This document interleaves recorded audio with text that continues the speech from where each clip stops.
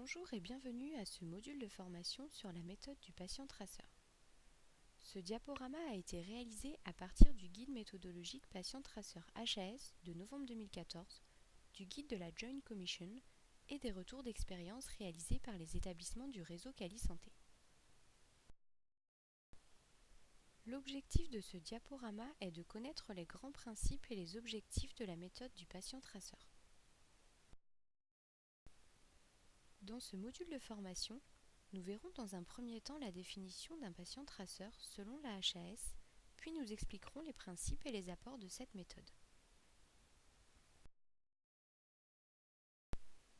Selon la définition de la HAS, la méthode du patient traceur est une méthode d'analyse rétrospective du parcours d'un patient qui va de l'amont de son hospitalisation jusqu'à l'aval, qui évalue les processus de soins, les organisations et les systèmes qui concourent à sa prise en charge. La méthode du patient traceur est donc une analyse rétrospective qui évalue a posteriori le parcours du patient. Il s'agit d'un audit de processus analysant l'application de processus de soins sur le terrain.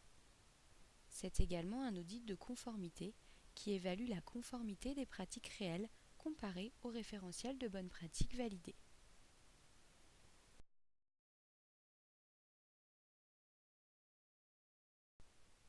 Les différents processus étudiés seront analysés à partir du dossier du patient et d'un entretien réalisé avec celui-ci. Cette analyse sera faite en collaboration avec les représentants de l'ensemble des équipes et des professionnels ayant participé à la prise en charge du patient. La méthode du patient traceur est intéressante à plusieurs points de vue. Tout d'abord, il s'agit d'une méthode d'évaluation validée qui intègre le patient et son expérience au travers d'un entretien avec ce dernier. Ceci permet d'intégrer une dimension supplémentaire dans l'évaluation de sa prise en charge. Cette méthode permet également une évaluation globale du parcours du patient avec à la fois une analyse de processus et des activités, une analyse des différentes interfaces, il s'agit donc d'une évaluation dynamique de l'organisation et de l'articulation des différents services entre eux, une analyse de la collaboration des différents professionnels participants au parcours de soins du patient. Enfin, la méthode patient-traceur fait partie des méthodes de BP validant l'obligation de développement professionnel continu. Elle est également approuvée par la HAS comme méthode d'évaluation pouvant être utilisée dans le cadre de la certification.